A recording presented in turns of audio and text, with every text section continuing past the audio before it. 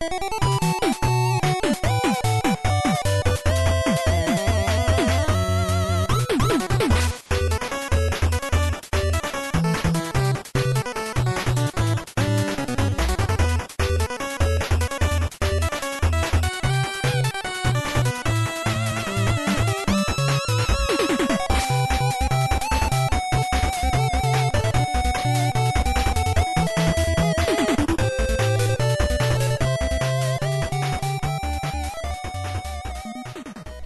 everybody, this is the TMG podcast. This is episode 87. It's July 14 on a Tuesday, weirdly enough. This is Carlos, with me is Will.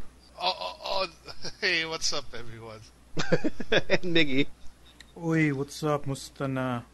Bros. And as a podcast about whatever's going on in the video game world right now. And it's a very sad week, actually. Yeah. It's a very sad week. I think everybody who is in the industry, who's writing about the industry, or even is paying attention to this video game industry, we actually lost Mr. Iwata, president of Nintendo, last weekend, July 11, and he was definitely a titan in the game industry, a huge figure that that shaped this industry in so many different ways. When people thought that it wouldn't work, or it wouldn't. And I think he was just generally a liked guy. Like, I don't know anyone who didn't like him, or Yeah. So had issues with him. Like, he was generally a good person. He really believed in what he did. We'll talk a little bit more about that later. Yeah, we're gonna. We have a lot to cover about his career. Definitely, and I think it's worth mentioning on how big of an influence Iwata was to this industry, for those who don't know him, because looking back, the guy is will forever be remembered as a big staple for this industry. So we'll talk more about him later in the cast. But before anything else, just our usual traditions of when doing this podcast, we talk about what we've been playing. And Miggy, yo, what's up? What have you been doing? What have you been playing? I had an eventful weekend because I went to the Gikan festival at Cubao Expo. Oh yeah, you actually went there. Yeah, what happened over Saturday there? night. Mm-hmm. So the dudes from Figment Games were there, the people behind War Stash.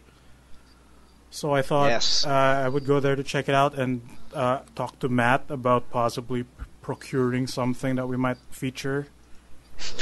Procuring, okay. Yeah, and then I was talked into joining the Drunk Random Video Game Tournament.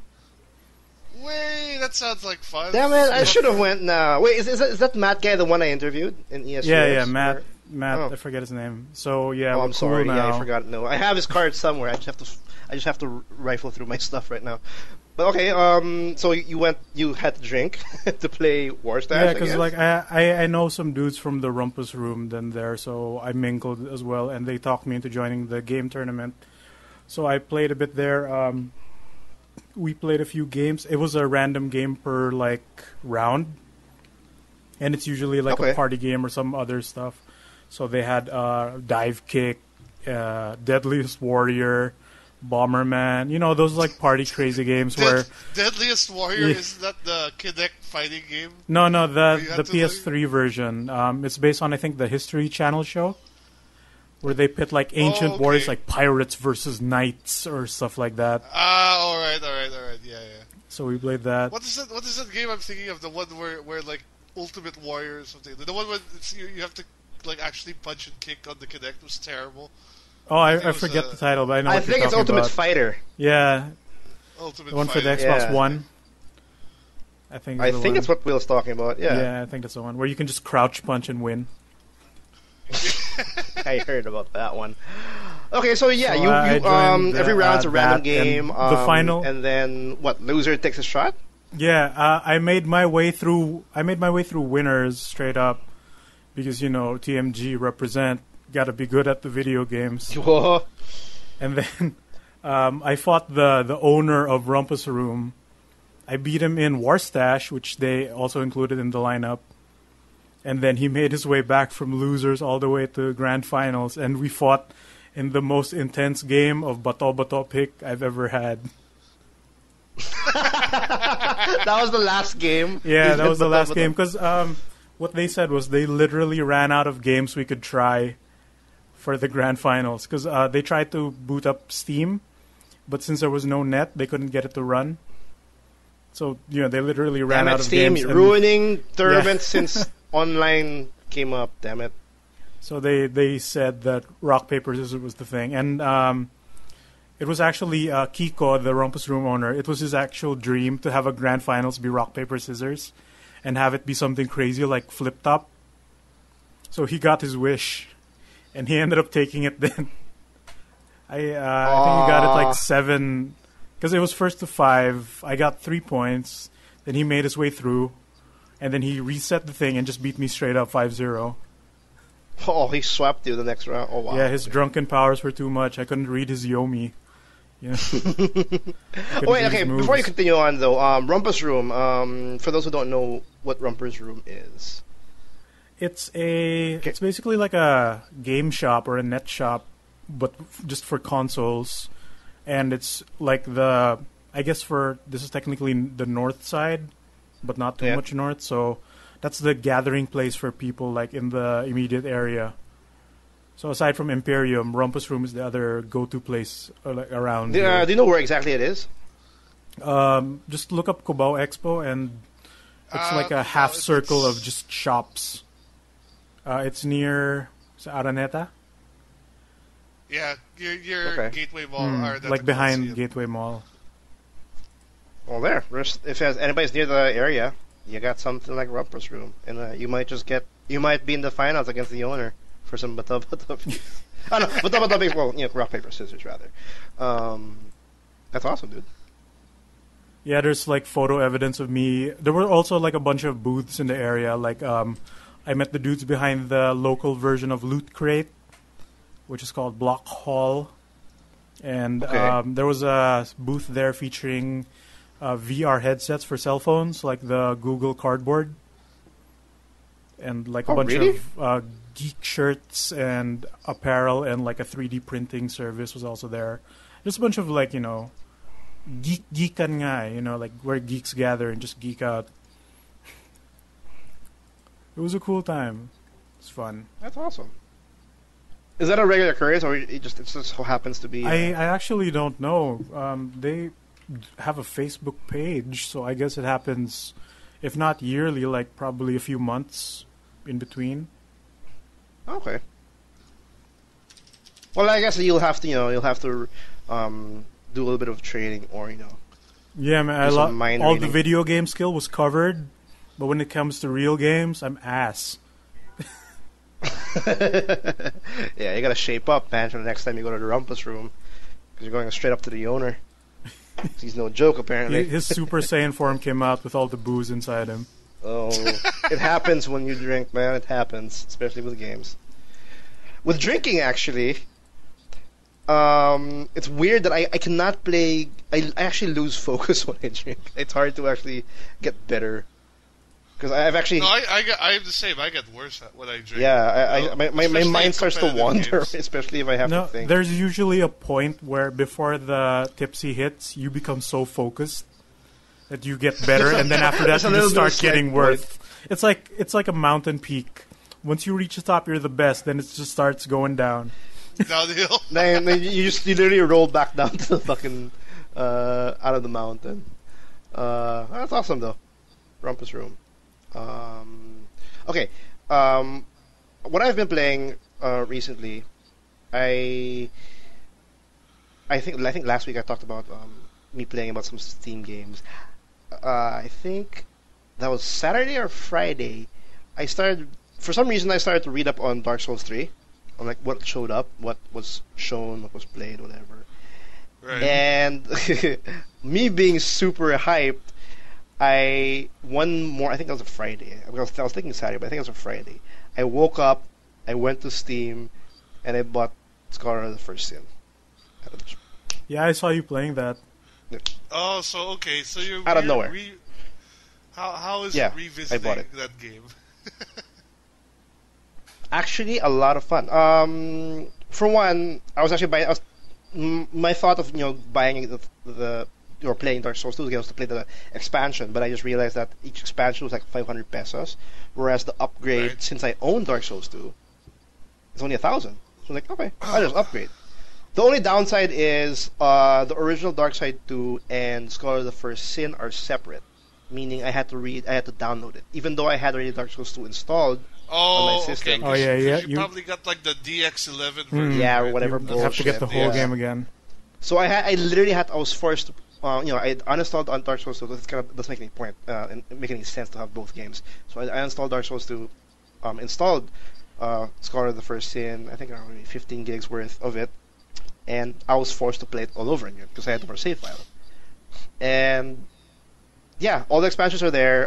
Some items were moved, some enemies were placed on different locations in the game, and it's still a great game to play. It's still to revisit actually. And I think when we were talking about Bloodborne, I'm not sure which one of you asked me which was a perfect game to start Dark Souls. It's really Dark Souls 2.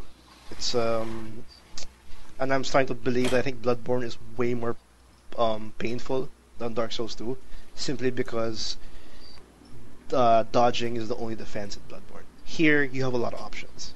You Yeah, you have You have like the shield. yeah, you have a lot of the- items. the actually, as shield, well. and Dark Souls 2, you can basically beat the game with a strength build.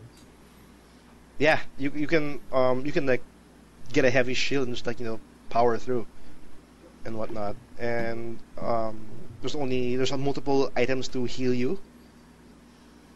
And actually, overall, if anybody hasn't played the Souls game, I highly recommend you get Scholar of the First Sin.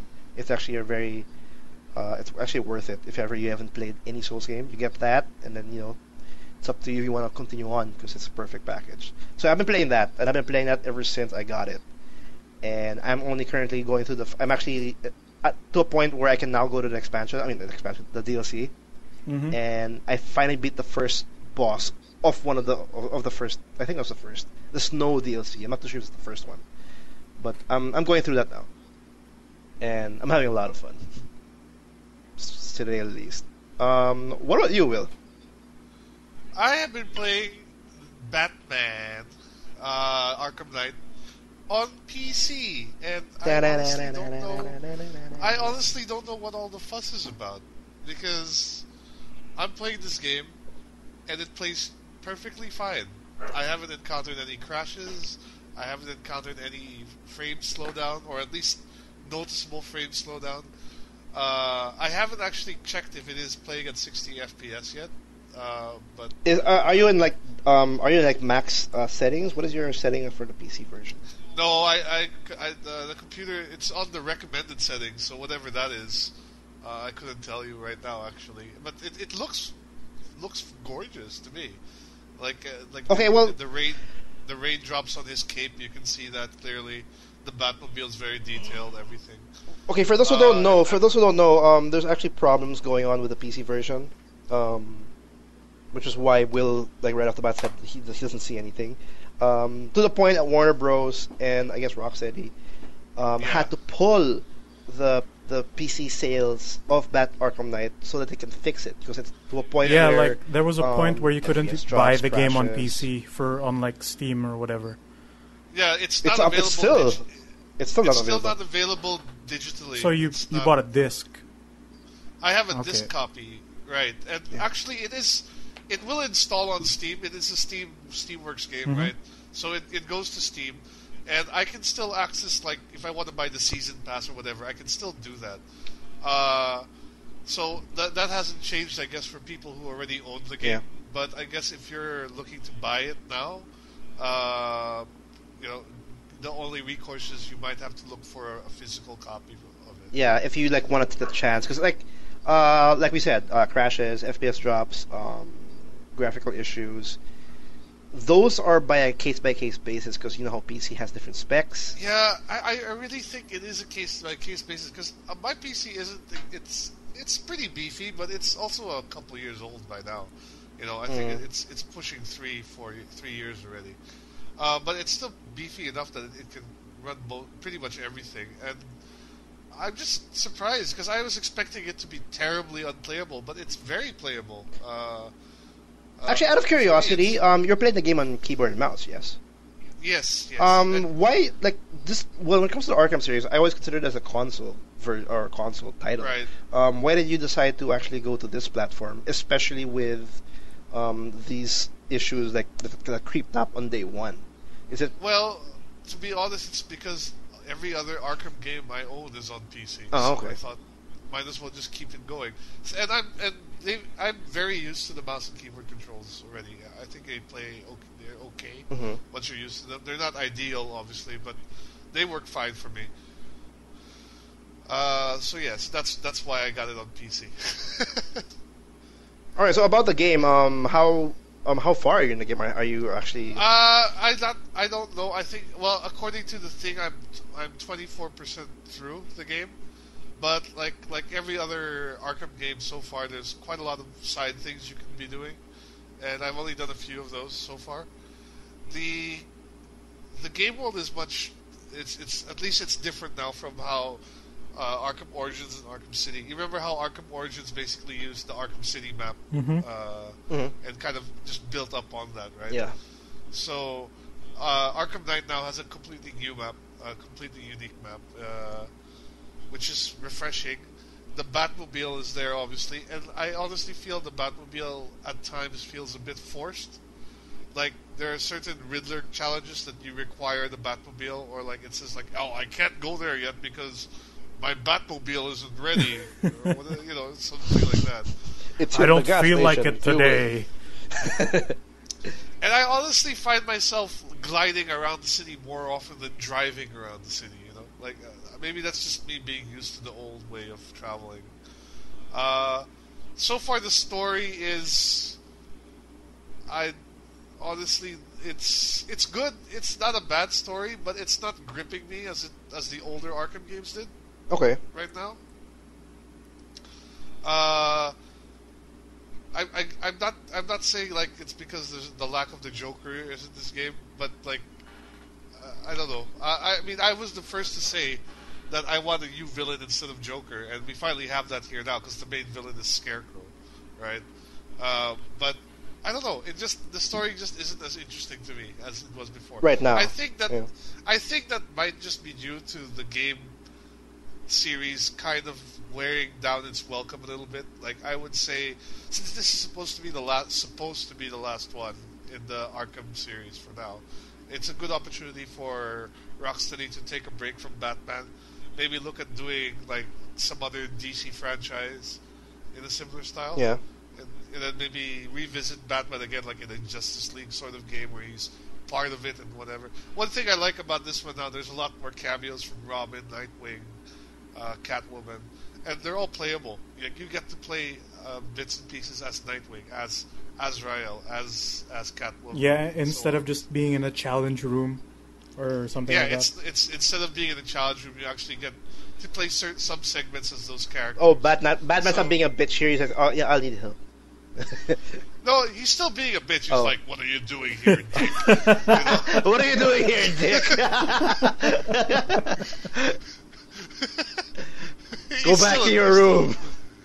He's still like, no, Robin, you have to finish what you're doing. No, Robin, your homework, Robin. Go back to your room, do your homework.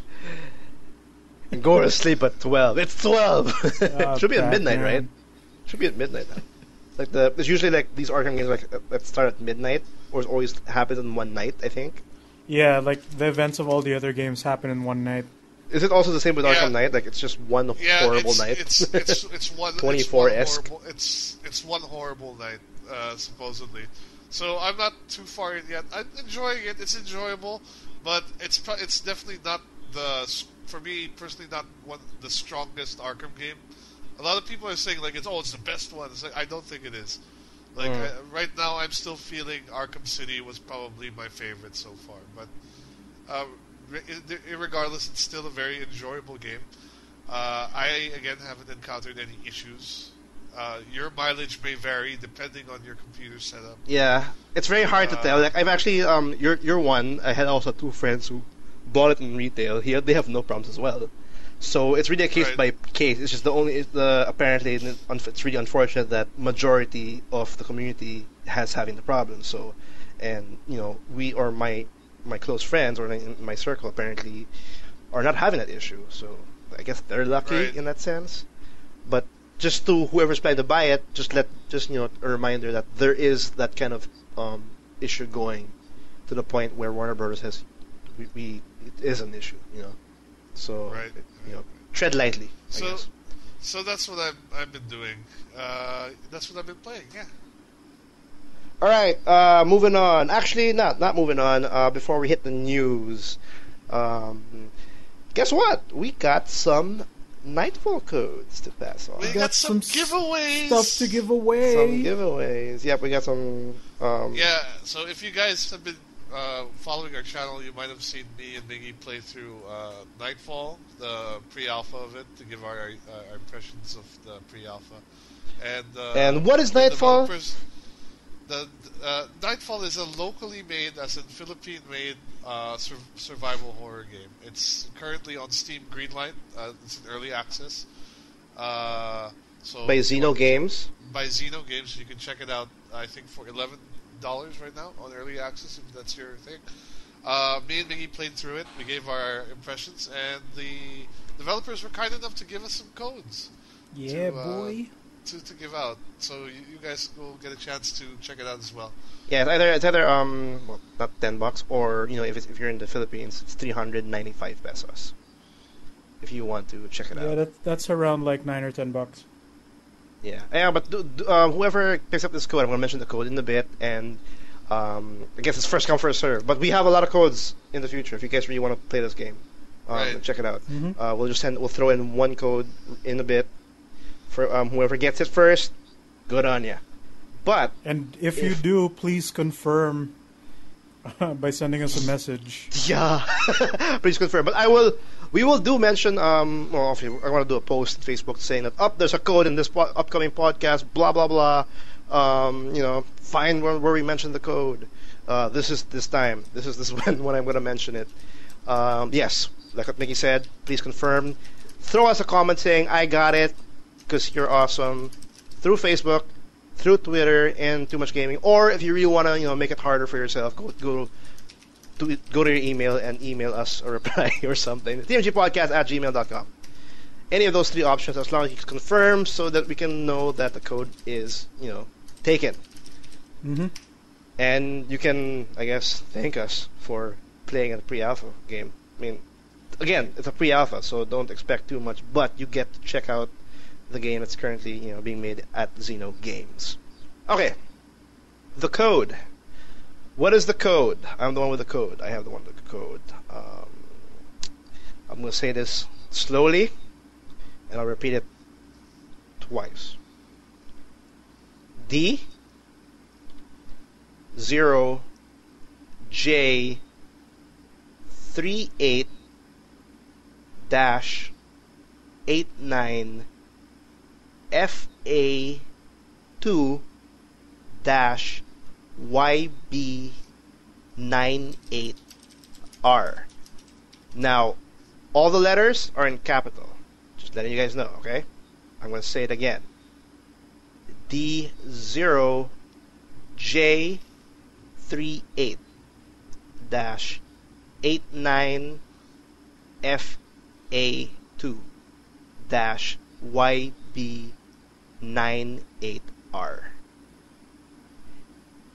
If I made a mistake and it was an error, do let us know as well.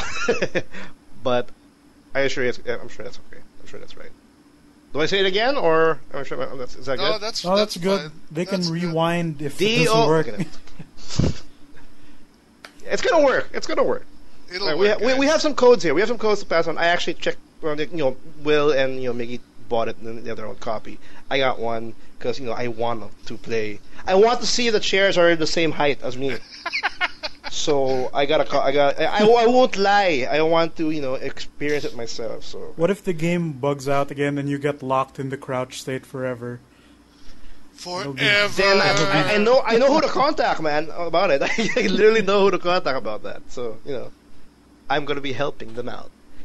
Again, Nightfall Escape. This is not the only code we're gonna be sending out. If you guys want to check it out, if you missed the opportunity of getting that specific code, we will have one in the future, hopefully next week. We have a lot of codes still, so stay tuned and let's move on. Let's go back actually to Arkham because there's a bit of news. Will was talking about his impressions about Arkham so far. For the PC version, the DLC, which is the Batgirl DLC, is considered will be delayed because Rocksteady wants to focus on fixing that version of the game. So don't hold your breath about for some DLC on the PC version for Arkham Knight. I think the DLC is already out for the next gen consoles, isn't it? The Batgirl DLC. I'll have to confirm with that one, but with the PC, don't hold your breath. Well, I'm not in a rush, anyways. So when I don't think majority of the people who have Batman is even finished. They're still going through it. But I think the DLC is out now. I think. Yeah. We'll have to double check. I think the Batgirl DLC is already out for PS4, Xbox One owners. Yeah. So yeah, just in case letting you know that's delayed. Moving on, let's talk about a game. Let's talk about a very, very busy developer. In E3, they announced that they're working on a lot of games. And they sure did. Platinum Games is making a Transformers. The reason why we didn't mention it before, Miggy says he mentioned it, but we never had time to actually talk about it because we're having a game called Transformers.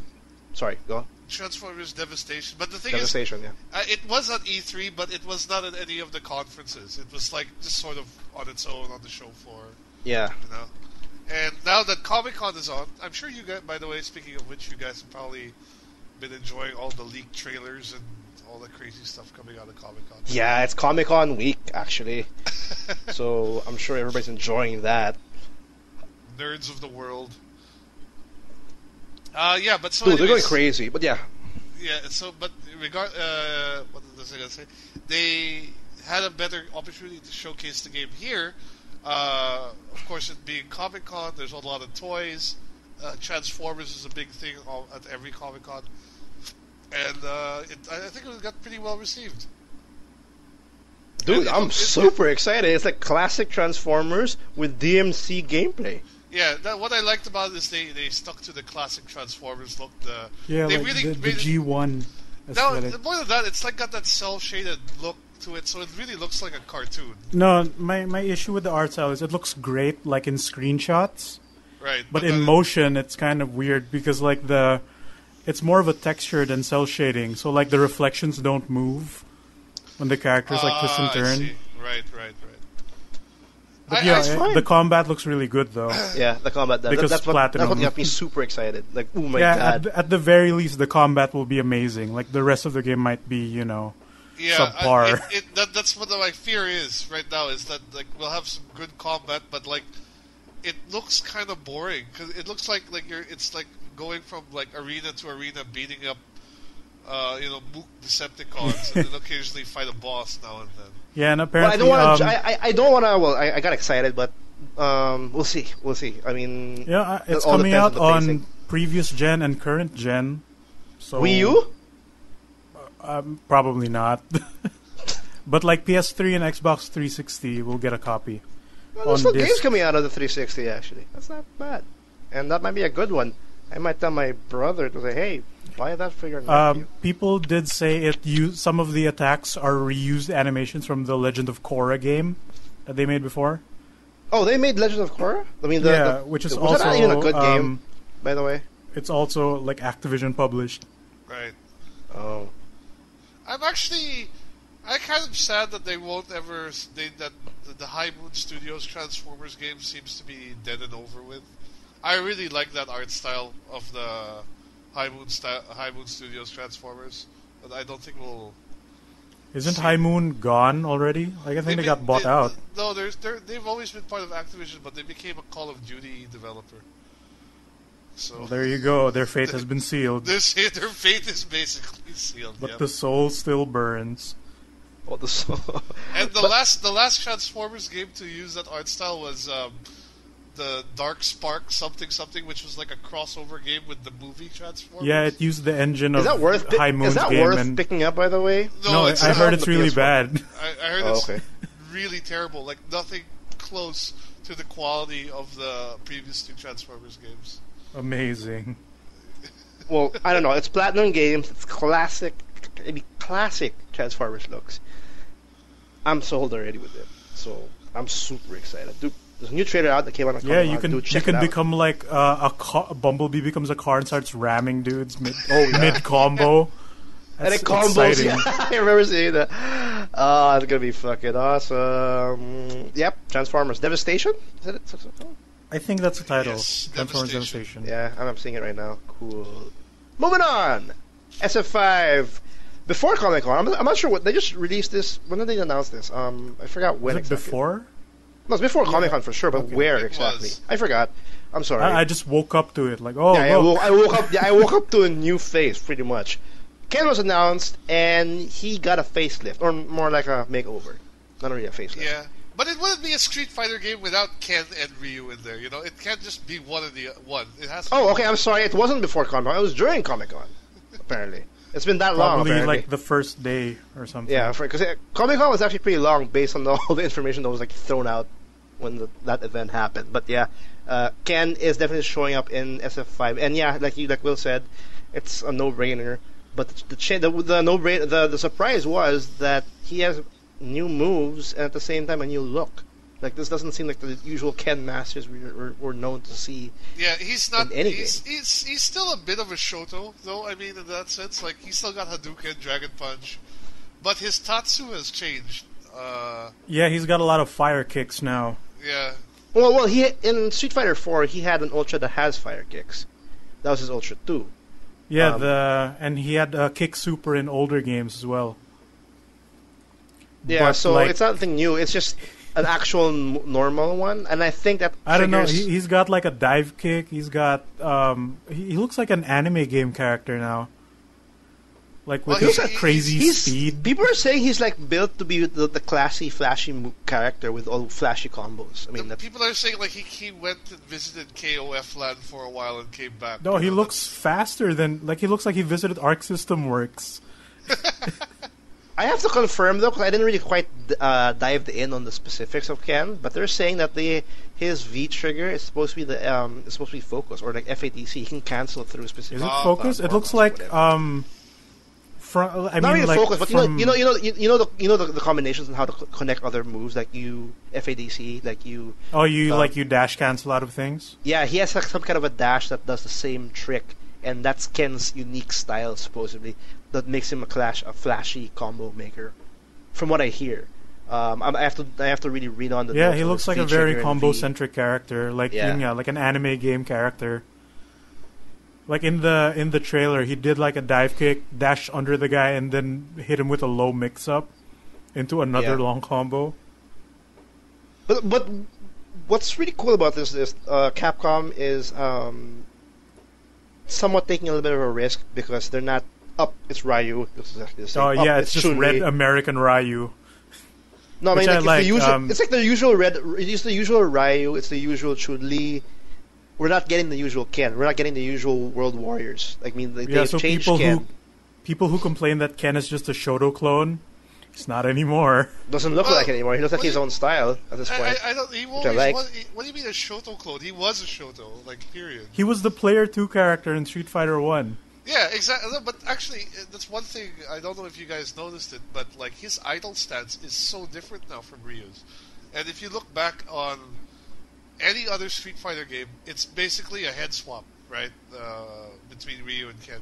But they've really gone to the effort to give him a unique, like idle stance and walk motion. And Yeah, they everything. made his idle sounds like faster and more like bouncy and It's more energetic. bouncy. Yeah, exactly. Actually, No, it's but more of like it's actually more of an overall- evolution, but now it's actually even easier. It's like it's Like he not looks anymore- like a different person now, straight Yeah, up. like even the look and I guess the style now it's like officially like up they changed Ken. Not like before, like you didn't see headlights when you see Ken, like, up, they changed him.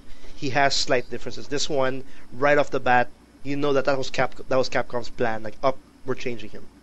We're not. It's still Ken Masters, but you know, here's the distinct. It's like an obvious distinction to his rival, I guess that this trend sort of kicked off with Nash being not a Guile clone anymore. Yeah, being a Frankenstein. Yeah, he's like a DiCaprio Frankenstein, man. I don't know what the fuck's going on with Nash, but he's different. No, the only thing he's got going for Guile is Sonic Boom and a Flash Kick. And which is different because his Sonic Boom is a motion and not a charge. Charge? Really? It's not a charge? Yeah, I think it's a motion. The new one. It's not I don't think it's a motion. Nope. Yep. And he's so flashy too with his teleport. It's pretty cool. Yeah, But and apparently Ken his Flash Kick isn't even an anti-air anymore. Like the genocide looking kick that he has now. But that's why I think this game, so apart from Ryu and Chun-Li, who kind of look like they haven't really evolved, M. Bison, Nash... Yeah, even Bison is different now. Even Bison, yeah. Chun-Li is actually very voluptuous now. Yeah, I told you she's got the pretty face now, unlike the Street Fighter 4. Yeah, they've really gone to the effort to bring these characters, like, totally, like, reinvent them, which I really appreciate. No, I appreciate, and I'm actually excited for the old characters to be introduced, because if they changed Ken and they've gained a slight difference on Bison, even his playstyle actually. Yeah. If, like, for example, they bring back E Honda or I'm assuming Blanca or even Sagat, which I'm assuming they'll come back because they're World Warriors, they're like the usual ones. Yeah, I'm hoping for Geef. I want Geef back. I think Zangief will be back for sure. But my point is, I can't wait to see like Third Strike era Zangief. Which is SF5 supposedly taking place like in the Third Strike universe. It's in Third Strike, so but the thing is, like, what is this, like Ken's experimental phase? No, he's the Bruce Lee of the world. He's like he has a kung fu school and he starts training dudes. Oh, really? Which makes sense that he looks like this and like it's all in his head now, you know. Celebrity Ken. Celebrity Ken. No, I just like it. I just like what's going on. I also do hope we see some old Third Strike characters. I hope we back. see Q. I'm so wishing for. I want Q to come back so bad. I'd like Alex back. Yeah, Alex too. Like, never mind. What's his name? And of course, like, we haven't actually seen new characters yet. So no, we'll definitely get new characters. We'll definitely get new characters. Me, in terms of recurring characters, I got my girl, so I'm fine. Chun-Li's still there. I'm cool. That's all I need. Do you know that her lightning legs is a motion? I know, I'm excited for that, actually. Really? It's not just tap the button really fast? Yeah, Okay. they started that with Street Fighter Cross Tekken, I guess, to make it like easier for casuals. Yeah. Which is fine, because that would mean easier inputs. No, it's easier inputs, but it wasn't that hard for me. I do combos with that fucking lightning. It's fucking fun to do, but yeah, they did that. Anyway, yes, Ken, Street Fighter 5. Ken. Looks cool. Looks cool, and obviously we're excited for it, because we talked about it a bit too... Long. Too much. Back to the fighting game scene, because we got more talk about fighting games, because Predator came out, and Will got to actually be a Predator. Or, yes. Play I got to be a Predator. I have the Predator. I have Dreads grew out of his head. Yeah. I have the Predator DLC. I got the costume pack that went with it also, which gives you Carl Weathers Jax, Commando Johnny Cage, and I saw that. Scorpion. Do you know that they have a custom intro? Commando. They do have a custom intro. If you pick Carl Weathers Jax versus Commando Johnny Cage, they have a custom intro, and it's great. It's fantastic. The Predator. I like small additions from NetherRealm. I really like that, like the little touches where they just do that. It's great. Their post-game content is amazing. The Predator himself is actually not a Smoke Cyrax Sector clone. He's pretty unique. He's got a ranged version with his shoulder cannon. He's got a melee version, which is more, with his claws and staff and stuff. And then he's got another one which with like traps, I think. I haven't really played around with that one too much yet. Oh yeah, well, in a competitive level, I think people are saying that traps are the variation to go. Because there's a lot of good mix-ups with the traps, supposedly. From what I heard. His fatalities are pretty cool. They're not as brutal as I would have expected them to be, but they're still pretty, bloody. Blood, gore, and dismemberment. Or, yeah. Yeah, something came off, yeah. I haven't really played around with his his brutalities yet. But it's cool, like the little touches there, like he has green blood, like in the films, Oh yeah. like neon green blood. So There that's were pretty people cool. actually complaining about that, saying like, "Why does he have green blood, not red?" They Because you almost- don't know anything about predators. And I That's just shook why. my head. You morons. But Oh, yeah, I'm so- calling someone a moron. I'm too. Yeah, I'm sorry. Oh, they gotta learn.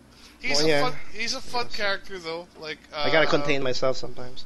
I think he fits pretty well with the overall universe. So we're down to just seeing Tremor now for the first season of MKX characters. That's the last one to come out in the pack, right? I mean, Tremor's next. Yeah, Tremor is the last one for season 1. The brown The scorpion. season pass, yeah. Yeah, if there will be a season 2, I'm assuming there will. There will probably be, though. will. Yeah, there we'll see what characters come out for that. But yeah, Predator's out. So Predator's out.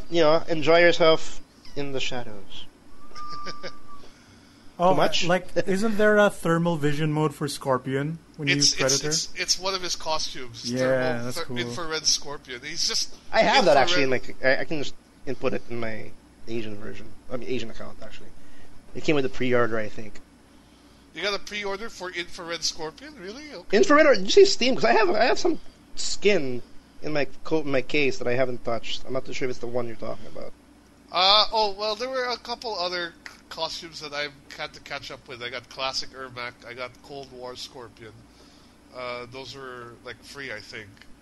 Or, Yeah. I'm not sure. But yeah, I got them as well. But anyway, yeah, So- Predator out in, for Mortal Kombat 10. Let's go on the meat of this week. The one huge, depressing news that showed up pretty much on Monday this week. And pretty much set the tone for the week, I guess. Which pretty much shaked the whole gaming industry because everybody kind of felt this big news and everybody was like kind of in a shock. Of course, what we were saying is Satoru Iwata, Nintendo president, passed away sadly on July 11 last weekend. From bile duct cancer, apparently, which is quite a rare version of it. That's pretty much cancer can I say that? I think it's pretty much cancer. He It is cancer. Yeah. It's a rare form of it. Yeah. And Yeah. only 55, quite young actually. So. Yeah, we actually lost him at the age of 55. He actually was going through this, I think, last year. He had an operation. Correct? Yeah, he got hospitalized at some point before E3. Yeah, before last year's E3, to the point where the doctor said you couldn't. He suggests you don't fly, so that's why he wasn't in E3 during last year. So he was fighting that up to that point still, and And I remember seeing him like he was much thinner. Yeah, after after that operation, he like lost a lot of weight. You could see it in him. yeah. And I wasn't too aware of his condition. I just knew that he had to go through an operation, and when I saw when I saw him going super thin, I mean, okay, that's a pretty serious disease he's fighting against. But I didn't know exactly what he was going through. I didn't know it was specifically cancer. And hearing that Iwata has passed away last Monday, because it was all official from Nintendo and all the major sites, that was a huge shock. Because I didn't know he was at that point where he was sick and like close to to kick the bucket. It was really a big surprise. And yeah, let's give a small tribute to Iwata by explaining how big of an impact he is actually, not for just Nintendo, but just for the whole game industry actually. Yeah. In itself, because he, looking back, for those who isn't aware about Iwata, he contributed so much in, again, not just in Nintendo, but as to shape this game industry and what it is today. And he is like a true veteran, a true legend now, with like so many big names in the industry, like Phil Spencer paying his tribute, people from PlayStation, other developers, even was that Hideki Kamiya, even felt the impact of this loss. And okay, he always placed himself as not only as a president of Nintendo, but as a developer, like a game developer, but most importantly as a gamer itself.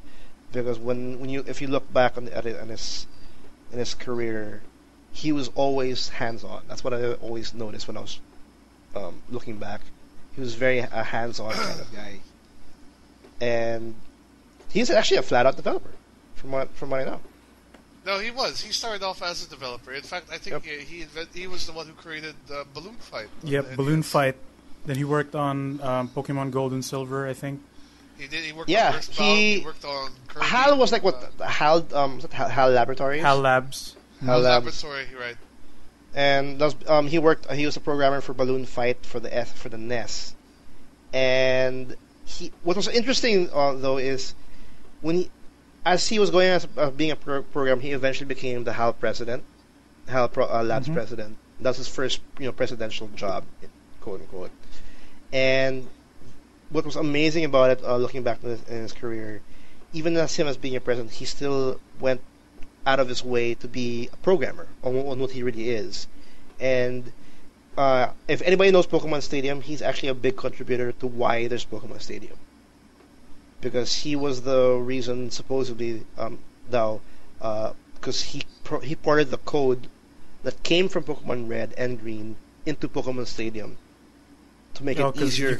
You can transport your Pokemon into Pokemon Stadium. Yeah, so he was like one of the big reasons why that was possible for Pokemon Stadium.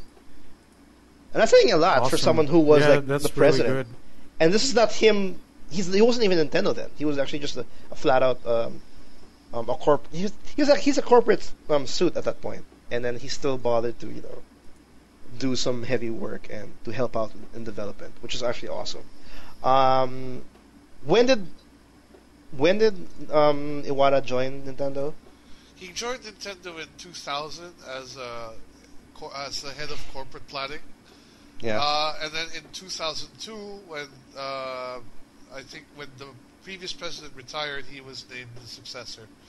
And the first person outside of the Yamauchi family, I think, who became president of Nintendo.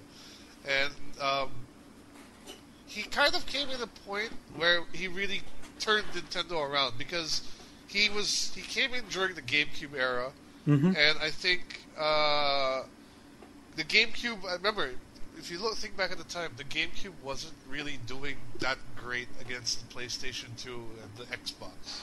It was sort of like the third place console. Even against the Dreamcast, I think it wasn't exactly making games, right? It wasn't even... no, I think the Dreamcast was already dead at that point. Was it? Okay. Well, regardless, say like the GameCube was sort of like it wasn't doing well. Yeah. And he came in the point and said, he was on to revitalize the whole thing. And so under him, basically, we saw, I think, two major things happen.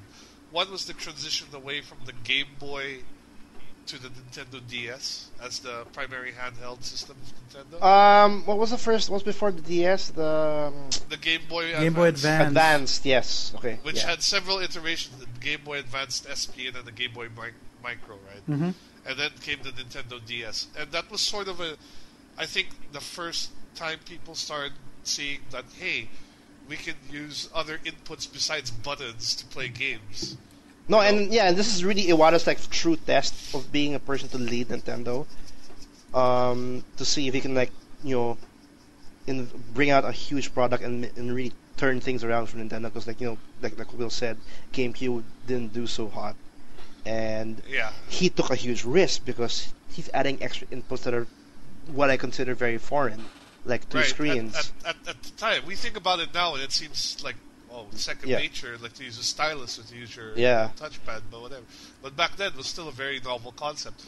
Keep in mind, smartphones had not been, I don't think, had been introduced yet. So. No, not at all. And when I say foreign, or when I say foreign, it's in two aspects: the consumer and as well as the developer, because the developer will have to think about those extra inputs, those extra features on that device. Right. So it was very, it was actually pretty interesting, or pretty impressive to see with Iwata's leadership to release this kind of product, and up to this point, it's one of the biggest selling handheld devices for Yeah, Nintendo. the Nintendo DS and all its successors, right? DSi, the DS XL, and then obviously the 3DS now. Well, yeah, well, Nintendo DS in itself is already a huge accomplishment because they sold a lot of that shit, and eventually, the other iterations followed through. But that, like, with that many of a risky a risky feature, that's actually pretty wild.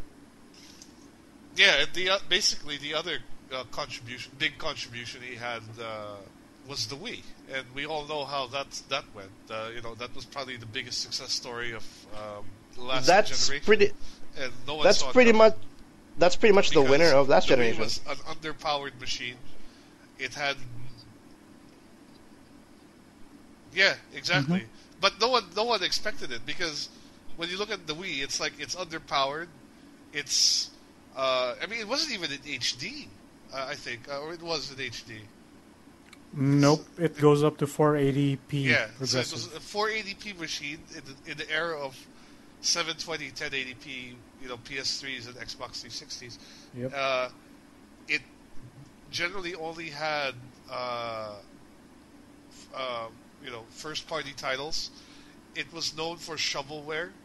And yes. Despite that, it still managed. That's probably like one of the reasons why it made so much. To be honest.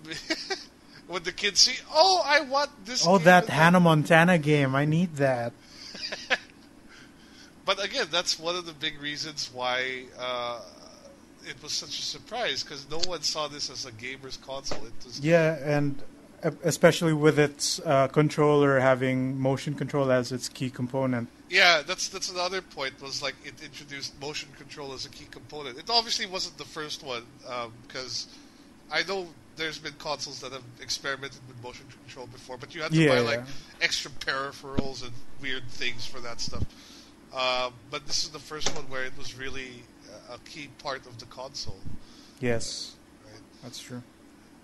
Did you? And honestly, when you play the Wii, it's enjoyable. It was enjoyable, and I think that was what the big selling point was for it. So regardless, you can be playing the dumbest game ever, but the fact that it was still fun to wave the controller around and play around with it. When it worked. When it worked, yeah. When it worked. But they eventually fixed that, right, with the Wii Motion Plus add-on. Yeah, but that's a whole other story. That's a whole other story, I guess, yeah. But yeah, that was Iwata's second big contribution, and I think I'm very happy that he saw the value of taking that risk. Of making a machine so different from what their competitors were making, to really stand out from everyone else, and it worked out for them great, I think. Mm-hmm. And of course, we know the Wii U happened also under him. The Wii U itself being the Wii U, being what it is, the Wii U. I don't want to say like it was a terrible idea. I think. When you write it on paper, like, okay, it's a tablet combined with a console, it sounds good, but I guess somewhere along the line, the execution just didn't work out, right? No, but the having to live up to like what the Wii was is a challenge in itself again. So, yeah, they had to try something.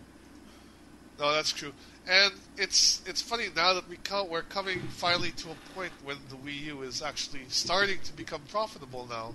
Yep. With the introduction, and Nintendo taking a lot of big changes in its direction.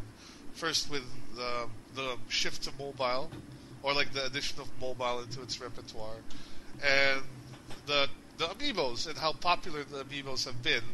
Like, and we're just at the start of that the growing popularity now of what's the term for it? I keep forgetting it. What term? Which one? Toys to Life? Toys to Life, yeah.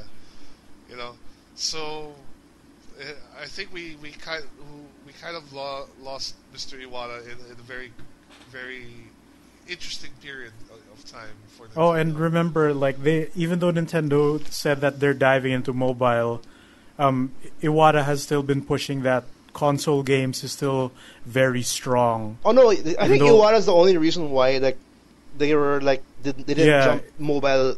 They jumped mobile very straight late. on, yeah. Yeah, so he's pushing that like, no, this is still viable, while the big wigs are going all like, mobile is the thing now. That's the thing I'm kind of worried about, because I know the Nintendo board have been pushing for that move for a long time, and really the only person who has been saying, look, no, I have this vision, and this is what Nintendo is and what it is to its fans, has been Mr. Iwata. So there's a lot of pressure on his successor to maintain the trajectory that Nintendo is on right now, which is upward. You know, it's the Wii U again. Like as I mentioned, the Wii U is finally making a profit thanks to Amiibos. No, it's finally running at this point. I think. I mean, it has a good lineup this year. It's very appealing to anybody who's looking for a console right now. And Nintendo in general is going to their mobile scene now. Yeah, so they have a very interesting direction. Also. It's a very critical time. So I'm doubly sad that Mr. Iwata passed away at this point, because I think under him, I feel more certain that Nintendo will at least be doing right. Yeah. And now it's a little bit uncertain because we don't know who his successor will be. I'm actually sad for Reggie. He has no more partner for Smash Brother fighting. Yeah, they can't have sick Dragon Ball fights anymore. Yeah. But, well, here's the bright side. I've always gone to say I think Reggie needed to have a bit more say in what happens in Nintendo and not just in Nintendo yeah, hopefully America. this will trigger that. Like since he's been around, hopefully he'll have a bigger say with like the Japan side. No, I actually hope whoever's the successor will actually do what Iwata's planning to, what his plan was up like to a certain finish point. off. Like finish off. This is what Iwata was like envisioning and wanting to do, and then do that up to a point when it stopped, and then maybe do his vision. Because Iwata is the kind of a person that sees like how many years ahead. Because why I'm saying that is because look at the DS, look at the Nintendo DS, look at the 3DS, look at the Wii. Those are the ones where they had innovative features that are not very known or very. At the time were big risks. Because before that, it was like Game Boy stuff, NES, with the usual control scheme. This one, they started to be revolutionary, and it seemed like that was Iwata's contribution. And they never let out. They never strayed away. They kept doing their own thing. And that's the thing. Nintendo has been burned in the past from being innovative, like with the Virtual Boy, for example. Yeah. With the Nintendo 64 and their insistence that they have to stick to cartridges to like the Sony deal that ended up biting them in the ass years later with the Super Nintendo and the CD add-on, which just recently surfaced, by the way. Yeah, which again, that's an interesting point. That the prototype recently surfaced. So if you're one of those people who find that sort of thing interesting, I'm sure you can Google it and see a picture of what the proposed Nintendo CD disc system for the Super Nintendo would have looked like. So I think that's one of Mr. Iwata's biggest contributions. Is like he brought back that drive to take risks and to be innovative. To take risks and to just be their own thing. Like, this is Nintendo. We're not. Yeah. Like I said, that's the thing. Nintendo is never a company that was going against another company. It was never like. Of course, Sony's not going they don't directly go into a war with like Sony or Microsoft. Yeah, it's always about like, is the thing we made fun? Good. Yeah. Does everybody understand what this game is? Good. Like they do their own thing as much as like I think we've done it a couple of times. Disney of video games. Yeah, as much as like we keep on boasting like, wow, Nintendo does so many weird things. That's one of the charms of why Nintendo. Yeah, because who else will? Yeah, who else will? And Iwata, just seeing it and him being so hands-on with like the presentations and the commentaries and Nintendo Direct. Like the reason why Iwata, even though he's like Japanese, he chooses. He's the one who chooses to go up in front and speaks English to like the audience at press events. That too, like he isn't because he wants to. He wants to. He's not that he's not that good with English yet. He's getting there, but he just like so that everybody can hear him and understand him like directly instead of a translator. Direct to you. Yeah, literally direct to you. He Please just goes straight up, understand. please understand. And that's just pretty amazing. It's pretty awesome, and I think it's also I'll have to double check. I think it's also Iwata's direction where you know how they with the Nintendo Directs, like how they do in E3, how they explain the game and how we were like, oh my god, they explain it so as if like a 5-year-old who can explain this. Yeah, they show you everything. Like there's no secrets. Yeah, they show you everything. Oh, this is how we do like the development of the game, blah blah blah, and they explain why. Here's the yarn shop where I thought of the idea. Yeah, for Yoshi's yarn, blah blah blah. I think Iwata has a hand on that, on being super unusual and at the same time very just no secrets. Yeah, I as much as I've given weird, it crap but it's for also it, really charming. It's very charming. It's the best way to say it. I like the really quote from he did a keynote a couple of years back, and I think it's one of the famous quotes now for Iwata. If you start seeing all those tributes, and it's a very very it says a lot about the guy. He quoted he said that, well, on my business card I'm a corporate president, but in my mind I'm a game developer, but in my heart I'm a gamer. And that says a lot of his personality and of him and how he shaped the game industry with that kind of sentence. That says a lot really on why he's a big influence. I really hope whoever they get to replace him is also a gamer at heart, because the last thing we want is a suit running Nintendo. Yeah, he's the reason why I'm sure if we mentioned it, he's the reason why Earthbound happened. I think he did. He helped the code because I think he helped Earthbound. Code Earthbound. I think he had, and Earthbound is one of those games that people like. It's such a cult classic. No, I mean he didn't code it himself. He just helped it reduce the dev time because I think I was reading about it, and the developers that was working on Earthbound. Correct me if I'm wrong, whoever's listening, but from what I read, Earthbound, the developers were expecting them to work on this for like a year plus or something. Him helping out, contributing, seeing the code, they were able to save up I think around a couple of months or 6 months in development because he was like, we can do this and do that. His additions to the programming helped them cut down dev time during the Earthbound production supposedly. So that's pretty awesome. Yeah, I also read that he was apparently able to figure out how to compress Pokemon Gold and Silver so that they could fit Kanto inside. Yes, he was actually he actually invented the tools for the compression that they use in Gold and Silver, and I guess. So yeah, that's pretty badass. No, that says a lot. That says a lot that this guy was a like gritty, like grindy developer. Like he did the work back in the day.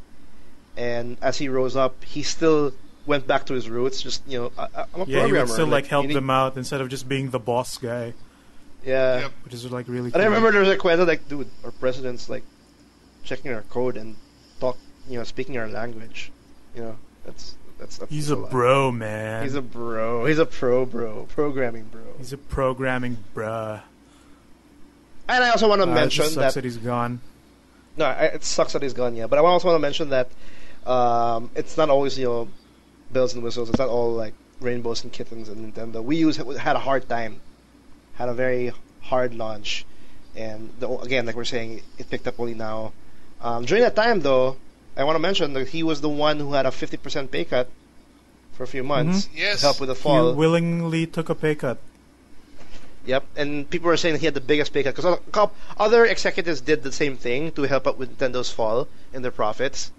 Because Wii U wasn't doing so well, he got 50% for like I don't know how many months exactly, but that happened in 2013. That says a lot again with Iwata's character.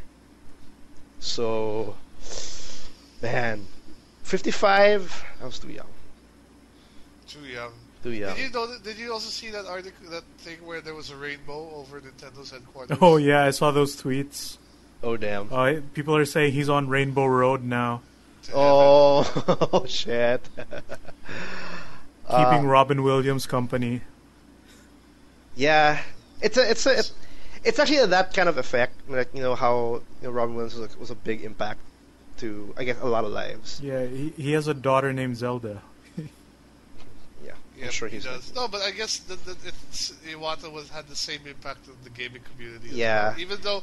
Even though you might not have been like a Nintendo owner, like I don't own a Wii or a Wii U, but I still, We've been following this guy. I still know how much this guy has contributed to the industry, and I respect. Yeah, he's the reason why Nintendo's so well, not reason, but he's the reason why the Wii is the way it is. Like it's very.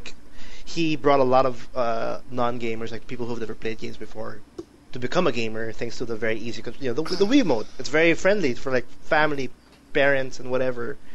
And Just Dance happened. That all those motion controls, all those casual games. Yeah, exactly. We were saying like even though that the Wii was kind of known for the amount of shovelware that it had, like that's kind of the reason why it was such a success in the end, because all the kids needed, like as Biggie said, that Hannah Montana game, or that Jonas Brothers game or whatever, Yeah, and to say the least, the Wii again was the winner of last generation, beating Xbox 360 and PS3. Yes, it absolutely was. And through which is I remember there was an interview when Iwata was talking about why Nintendo wasn't much of a third party person, like they didn't have any third party thing to really capture the hardcore, and then like to go against Sony and Microsoft. He was saying the real fight is not really against the other companies who are actually doing the same games. We actually appreciate what they're doing. The real fight is against the non-gamers, the people, to capture people who haven't played games, to get more people in, rather to get the people who are already in. And the thing is, they do it in a way that isn't like so consumer unfriendly. Like you'd see a lot of like now mobile games are like paywalls and No, actually, speaking of mentioning mobile, it's actually Wii was literally at the perfect time because mobile games wasn't at that point. Only I guess at the end of the Wii era, you see a huge trend in applications and games and all that. But what I'm saying, and, like even now, What I'm saying though is like even now in an age where we're so used to like bullshit like games as a service, and you have to keep paying for it, or like these like you want more energy, you gotta give us monies, crap like that. And those games that use those mechanics are absolutely catered to the casual gaming market, right? Yeah. Like, but Nintendo at least still takes the time and effort to make full-fledged games that aren't necessarily for that market, but are still very accessible for that market. Mm-hmm. Yeah. So, and that's again, I really appreciate that so much about what Nintendo does. And I hope that with Iwata's passing, I hope that his influence moving forward is to a point where Nintendo feels the same. You know what I mean? Like his influence on and their vision of moving forward with the Wii U and the others and their other projects, it still feels like they're in the same track, they're in the same, because everybody knows what Iwata has done, what Iwata has changed. Like I hope we don't see a different Nintendo in the next 10 years. I hope it's in they're at that point already, because I think they're in it's a very hard position to be in for Nintendo, but it's a very respectable position for what they're trying to do. Right. And okay, that's it. Sad to say, Iwata lost too soon. Rest in peace.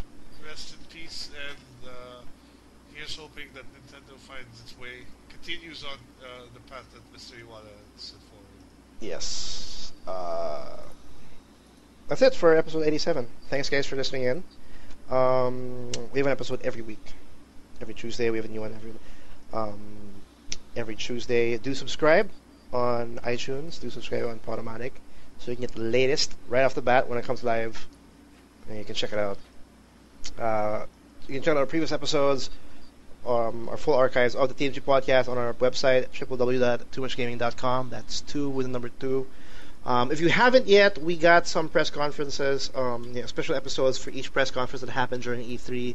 If you want to catch up on what happened during this year's E3, do look back. It's right over there. We pretty much did a breakdown on what was revealed, what was mentioned, And there you go. Again, whoever picked up that Nightfall code for Steam, please confirm. Yes, because it's gonna be a waste. But confirm by commenting. Commenting on this post about the podcast through Facebook, or tweet us. Facebook or Twitter or email or yes. Anything. Give us a confirmation we'll that you said it. Yes. We sent one code. If for some reason you missed it, we have a code in this podcast. Hopefully, try your luck if it's still not redeemed. But this is for Nightfall Escape. It's the pre-alpha for early access. So check it out. So yes, again, do please confirm. We still have codes to give away, so do stay tuned. We will give you guys more in the next episode. So stay tuned.